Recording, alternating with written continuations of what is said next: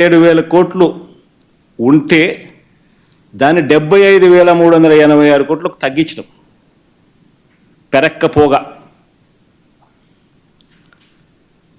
తీరా ఈ government debt ఒక్కసారి చూస్తే గవర్నమెంట్ అప్పు, గ్యారంటీడ్ అప్పు, నాన్ గ్యారంటీడ్ అప్పు అన్ని కేటగిరీస్లో కూడా చూస్తే చంద్రబాబు నాయుడు గారు ఎక్కే నాటికి 1,40,000 కోట్లు, చంద్రబాబు నాయుడు దిగే నాటికి 3,90,000 కోట్లు, అంటే కంపౌండెడ్ యాన్యువల్ గ్రోత్ రేట్ 22.63%. మా హయాంలో 3,90,000 కోట్లు కాస్త 7,21,000 కోట్లు అయింది. అంటే కంపౌండెడ్ యాన్యువల్ గ్రోత్ రేట్ 13.57%. నిజంగా ఏదైనా అవార్డు ఏదైనా ఇవ్వాలనంటే వైఎస్ఆర్సీపీ ప్రభుత్వానికి పిలిచి అవార్డు ఇవ్వాలి. వాస్తవం చెప్పాలంటే ఫైనాన్సెస్ ఇంత చక్కగా నడిపినందుకు.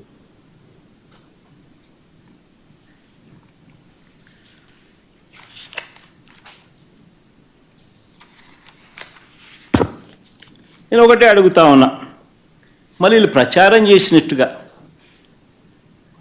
14 లక్షల కోట్లు ఏమైంది, 12.5 లక్షల కోట్లు ఏమైంది, 10 లక్షల కోట్లు ఏమైంది? మీ బడ్జెట్ డాక్యుమెంట్ల ప్రకారమే, మీరు చూపించిన బడ్జెట్ డాక్యుమెంట్ల ప్రకారమే గవర్నమెంట్ డెట్ 6,46,000 కోట్లను మాత్రమే చూపిస్తున్నారు. మరి 6,46,000 కోట్లు మాత్రమే ఉందని చెప్పి మీ గవర్నమెంట్ డాక్యుమెంట్లలో మీరే చూపించగా, మరి ఇవన్నీ ఇంతకు ముందు చేసిన ప్రచారాలు దుష్ప్రచారాలే కదా. మరి ఆ మాదిరిగా చేయడం ధర్మమేనా? మరి ఎవరి పాలనలో రాష్ట్రం శ్రీలంక అయిపోయింది? అప్పురత్న అన్న బిరుదు ఎవరికి ఇవ్వాలి? కంపౌండెడ్ యాన్యువల్ గ్రోత్ రేట్ ఆయన హయాంలో 22.63%, మా హయాంలో 13.57%. ఎవరికి ఇవ్వాలి బిరుదు? కొన్ని గవర్నమెంట్ డెట్ వాళ్ళ బడ్జెట్ డాక్యుమెంట్ ప్రకారం తీసుకున్న కంపౌండెడ్ యాన్యువల్ గ్రోత్ రేట్ 19.54%, మా హయాంలో 15.61%.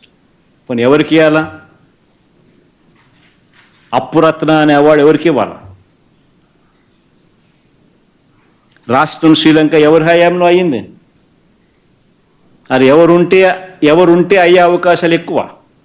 అది బెటర్ క్వశ్చన్, ఎందుకంటే ఎట్లా కాలా.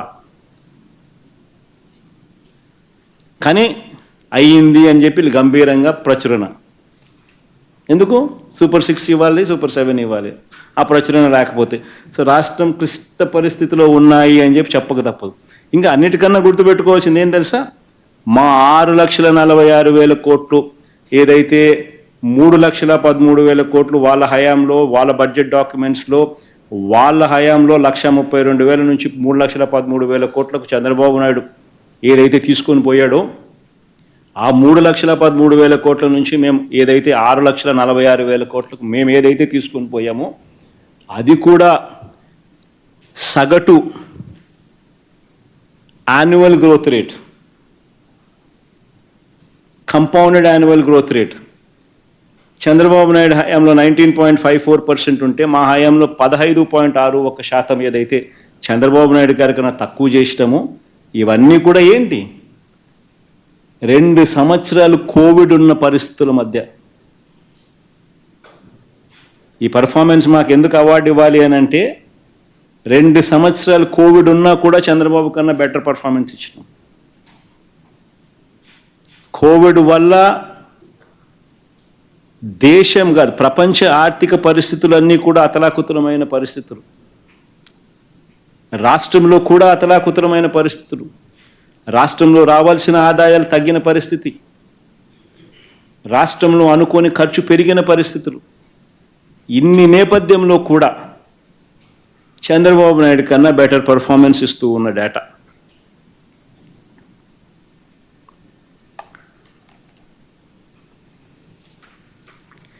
నిజంగా వాస్తవాలు ఇలా ఉంటే చంద్రబాబు నాయుడు గారు అబద్ధాలు ఎక్కడా కూడా ఆపరు. ఇంకా ఎక్కువ అబద్ధాలు తాను చెప్పుకుంటూ పోయే ప్రయత్నమే చంద్రబాబు చేస్తాడు.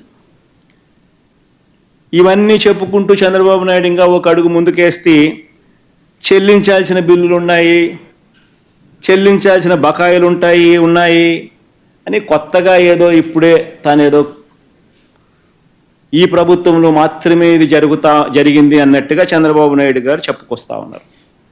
నేను అడుగుతా ఉన్నా, ప్రతి ప్రభుత్వంలో కూడా